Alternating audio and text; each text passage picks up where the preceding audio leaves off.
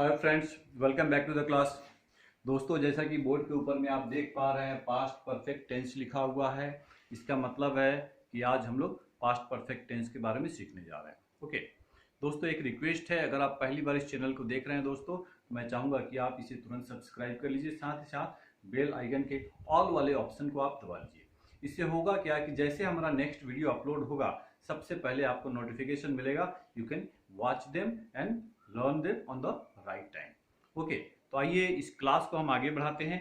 आज past perfect tense के बारे में हम लोग पढ़ेंगे और इसमें कुछ स्पेशल सेंटेंस के बारे में पढ़ेंगे। कल के वीडियो में आप लोगों ने देखा कि हमने छोटे सेंटेंस को लिया था और उसके अफर्मेटिव और नेगेटिव दोनों ही फॉर्म का हमने ट्रांसलेशन आप लोगों को बताया था और सिखाने का प्रयास किया था। आज भी हम लोग अफर्मेटिव और नेगेटिव दोनों को साथ में लेकर के चलेंगे। ओके,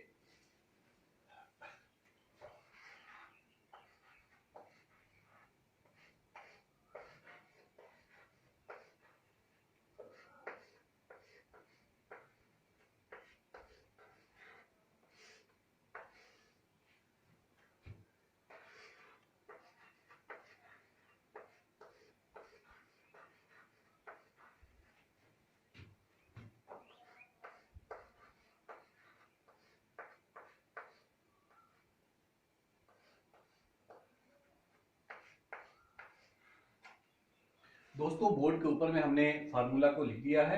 यह जो है कि अफर्मेटिव का फार्मूला है, subject plus head plus verb का थर्ड फॉर्म देन ऑब्जेक्ट। और यह जो है कि नेगेटिव का फार्मूला है, सब्जेक्ट प्लस हेड और हेड के बाद में हमें नोट लगाना है, देन वर्ब का थर्ड फॉर्म आएगा और सबसे लास्ट में जो है कि ऑब्जेक्ट आएगा। ओके, आइए कुछ सेंटेंस लेते हैं और हम लोग समझने का प्रयास करते हैं कि वह स्पेशल सेंटेंस कौन सा है। ओके,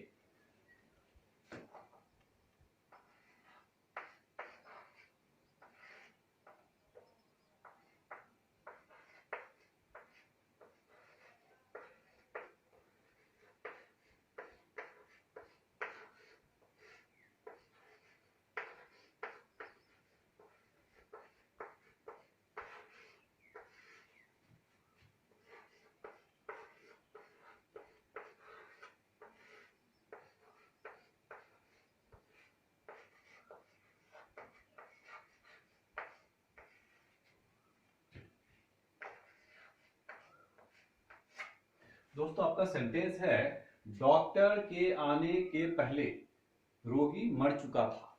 इसमें आप देख पा रहे हैं कि दो सेंटेंस इसमें जुड़ा हुआ है। डॉक्टर के आने के पहले एक पहला सेंटेंस है, दूसरा है रोगी मर चुका था। दोस्तों इसमें दो जो सेंटेंस है, इसमें दोनों को जो है कि दो अलग अलग फार्मूले से हमें ट्रांसलेट करना होगा, तब जाकर के आपका यह ट्रांसलेशन सही होगा। हम लोग बना रहे हैं पास्ट परफेक्ट टेंस का ट्रांसलेशन। ओके, लेकिन यहां आप देख पा रहे हैं कि दो सेंटेंस जो है इसमें जुड़ा हुआ है। यह कैटेगरी आता है पास्ट परफेक्ट टेंस के अंतर्गत। इसमें देखिए दो कार्य हुए हैं, दो कार्य हुए हैं, एक पहले कार्य समाप्त हुआ है, दूसरा बाद में समाप्त हुआ है। यहां देखना है कि पहला कार्य कौन सा है जो समाप्त हुआ है। ओके, डॉक्टर के आने के पहले रोगी मर चुका था। द पेशेंट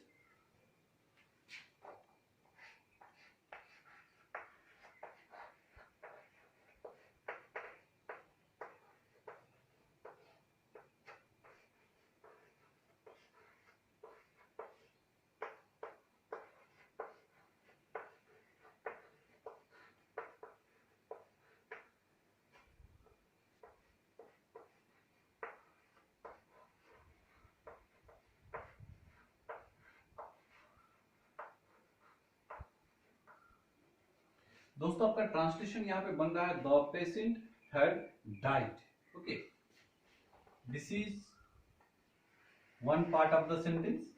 और दूसरा क्या है, बिफोर द डॉक्टर केम। यह दो पार्ट है इस सेंटेंस के अंतर्गत। पहला पार्ट क्या है, द पेशेंट हैड डाइड, रोगी मर चुका था। ओके, रोगी मर चुका था, इसका ट्रांसलेशन जो है कि हमने इस नियम के हिसाब से किया, जो पास्ट परफेक्ट टेंस का नियम है। लेकिन यह जो पार्ट है, द डॉक्टर केम, यह पास्ट इंडिफिनिट टेंस के अंतर्गत हमने इसका ट्रांसलेशन किया हुआ है। ओके, इसमें V2 लगा हुआ है और यहाँ V3 लगा हुआ है। दोनों के वर्ब में डिफरेंस है।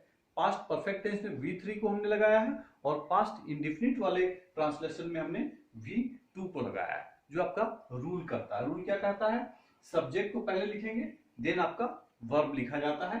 सब्जेक्ट है द डॉक्टर और वर्ब है आपका कम, जिसका सेकेंड फॉर्म होता है केम।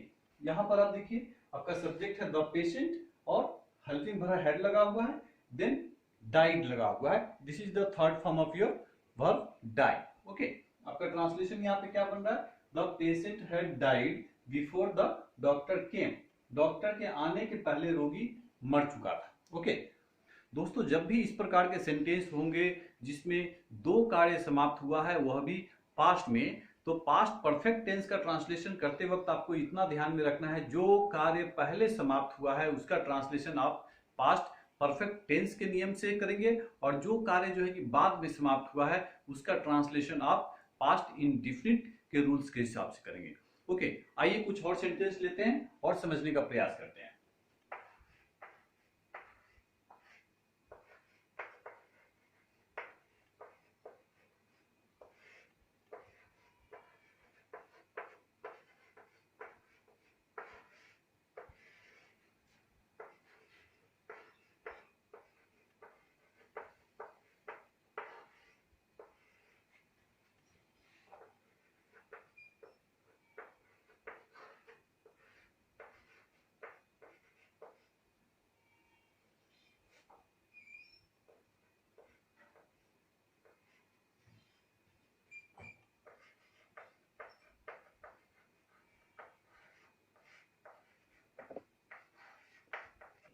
दोस्तों, आपका अगला वाक्य है, मेरे स्कूल पहुंचने के पहले घंटी बज चुकी थी।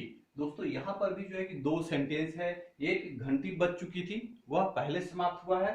ओके, दूसरा है मेरे स्कूल पहुंचने के पहले। ओके, यहां पर फिर वापस दो वाक्य लिया गया है, और ये आपका ट्रांसलेशन जो है कि पास्ट परफेक्ट टेंस का है। इसमें फिर हमें उसी नियम को यूज करना है जो पहले वाले सेंटेंस में हमने लिया था। वह क्या था कि जो पहले समाप्त हुआ है कार्य, उसका ट्रांसलेशन हम पास्ट परफेक्ट टेंस के हिसाब से करेंगे, इस नियम के हिसाब से। ओके, पहले क्या होगा? मेरे स्कूल पहुंचने के पहले घंटी बज चुकी थी। द बेल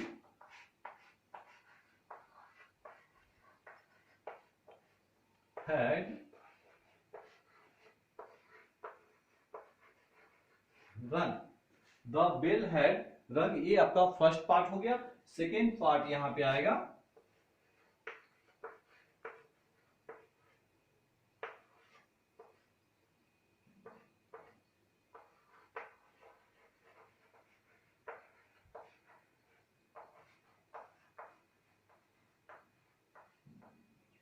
आपका ट्रांसलेशन क्या बन रहा है? The bell had run before I reached school. मेरे स्कूल पहुंचने के पहले घंटी बज चुकी थी। दोस्तों, इसका नेगेटिव भी बनाया जा सकता है। मेरे स्कूल पहुंचने के पहले घंटी नहीं बज चुकी थी। इस कंडीशन में हमें इस नियम को अप्लाई करना होगा जो सेकंड में लिखा गया है फॉर नेगेटिव। होगा क्या यहां पर? द बेल हैड, यहां पर हम नोट लगा देंगे नेगेटिव वाले में। ओके, हैड के जस्ट बाद में नोट लगेगा।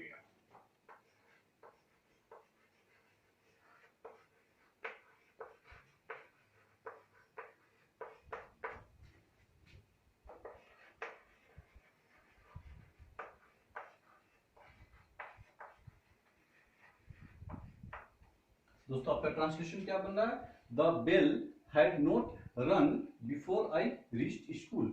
मेरे स्कूल पहुंचने के पहले घंटी नहीं बज चुकी थी।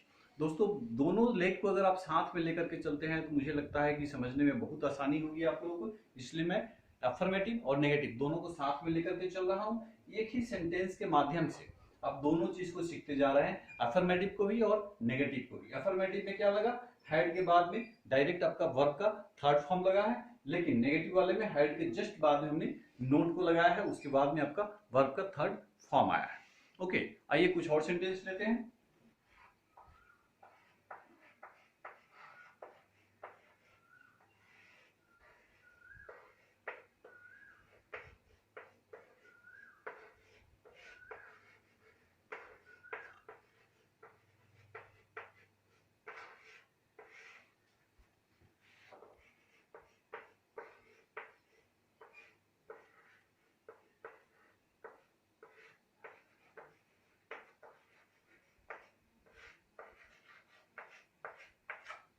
दोस्तों आपका अगला वाक्य है पुलिस के आने के पहले चोर भाग चुका था। यहाँ पर भी दो सेंटेंस है, एक तो चोर भाग चुका था, this is the one part, और यह सबसे पहले भागने का काम जो है कि समाप्त हुआ है।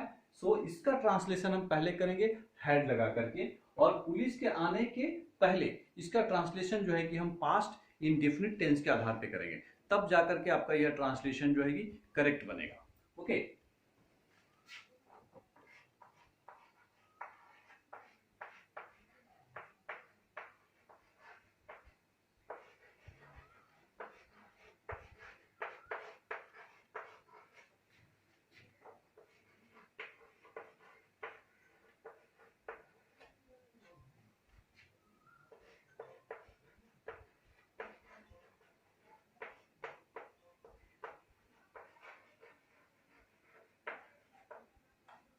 दोस्तों आपका सेंटेंस क्या बन रहा है, the thief had fled before the police केम।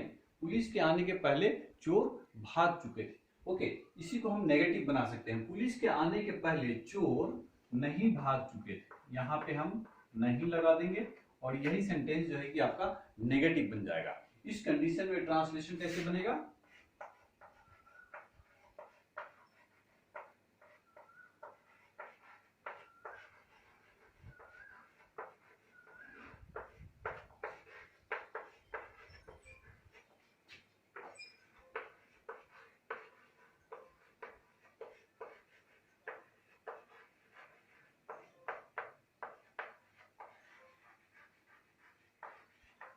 आपका ट्रांसलेशन यहाँ पे बन रहा है the thief had not fled before the police came. Police के आने के पहले चोर नहीं भाग चुका था। ओके बहुत ही सिंपल है, सिर्फ दो चीजों को ध्यान में रखना है कि जो कार्य पहले समाप्त हुआ है उसका ट्रांसलेशन हम पास्ट परफेक्ट टेंस के नियम के हिसाब से करेंगे, और जो कार्य जो है सेंटेंस का वह हिस्सा जिसमें यह दर्शाता हो कि वह कार्य जो है पहले कार्य के बाद में समाप्त हुआ है, उसका ट्रांसलेशन हम पास्ट टेंस में ही पास्ट इंडेफिनिट के रूल के हिसाब से करेंगे। ओके डिफरेंस क्या है, हैड वाले में मतलब पास्ट परफेक्ट टेंस में वर्ब का थर्ड फॉर्म यूज होता है, और पास्ट इंडेफिनिट में हम वर्ब का सेकेंड फॉर्म यूज करते हैं। मतलब हम पास्ट यूज करते हैं पास्ट इंडेफिनिट में, और V3 का मतलब होता है पास्ट पार्टिसिपल। ओके आइए कुछ और सेंटेंस लेते हैं।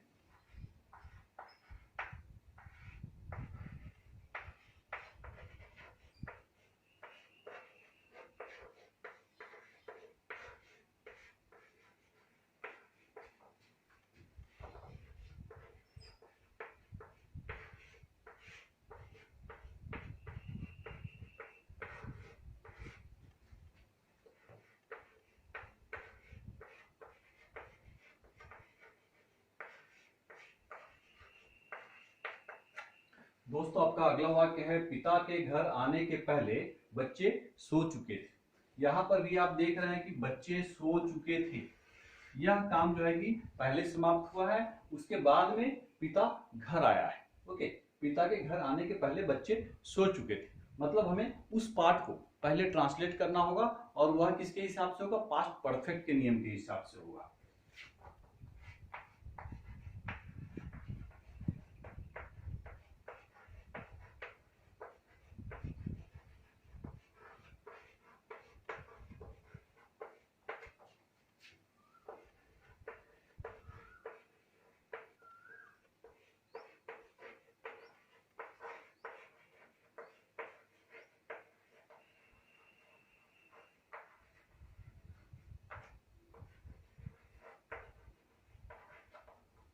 दोस्तों आपका ट्रांसलेशन यहाँ पे क्या बन रहा है, the children had slept before the father came at home.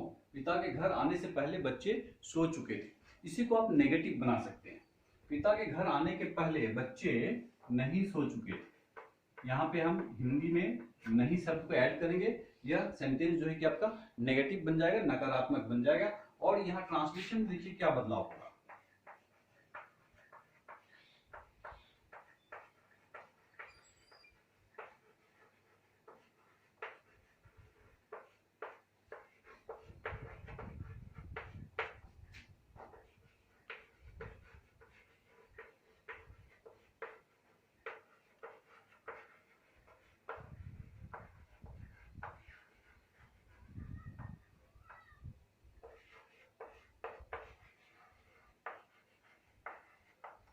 आपका ट्रांसलेशन क्या बन रहा है, the children had not slept before the father came at home. Negative में हमें क्या करना है, इतना ही ध्यान रखना है कि हैड वाले सेंटेंस में हैड के बाद में हमें नोट लगाना है। ओके, और अफर्मेटिव में एज इट इज रहेगा, वहां नोट नहीं लगेगा। दोस्तों आप देख रहे हैं कि बहुत ही सिंपल तरीके से हमने कई ट्रांसलेशन को जो है कि एक साथ फटाफट जो है कि ट्रांसलेट कर दिया और जरा भी कहीं पे लेट नहीं हुआ।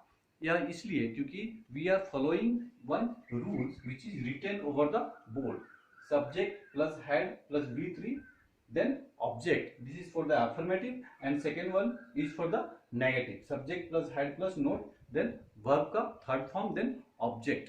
और पास्ट इंडेफिनिट के लिए ऑलरेडी जो है कि आपको पहले बताया जा चुका है कि उसमें सब्जेक्ट और उसके जस्ट बाद में जो है कि वर्ब का सेकेंड फॉर्म यूज होता है।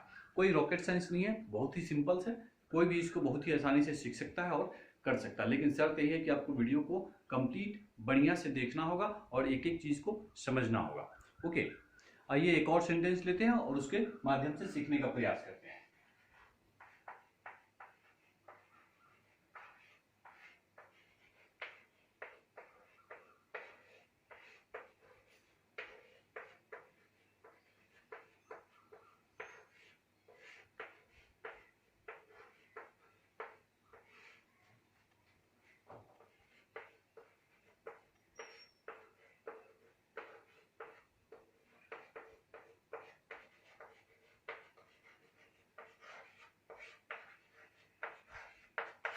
दोस्तों आपका अगला वाक्य है, आपके आने के पहले सीता यहां से जा चुकी थी। ओके, सीता यहां से जा चुकी थी। यह पार्ट जो है कि सबसे पहले ट्रांसलेट होगा और वह होगा पास्ट परफेक्ट के रूल के हिसाब से। ओके, सीता हैड गॉन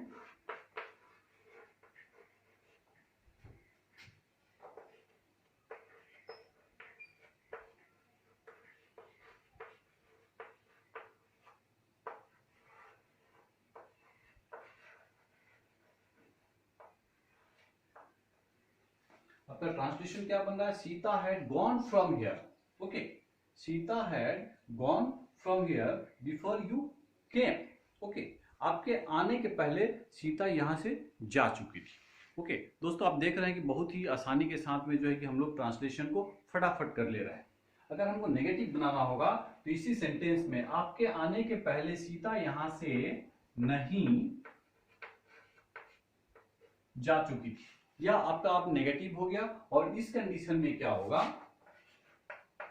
या एज इट इज रहेगा और यहां हैड के बाद में हम नोट को लगा देंगे। बस इतना ही चेंजेस होगा। ओके, बाकी सब सेम रहेगा।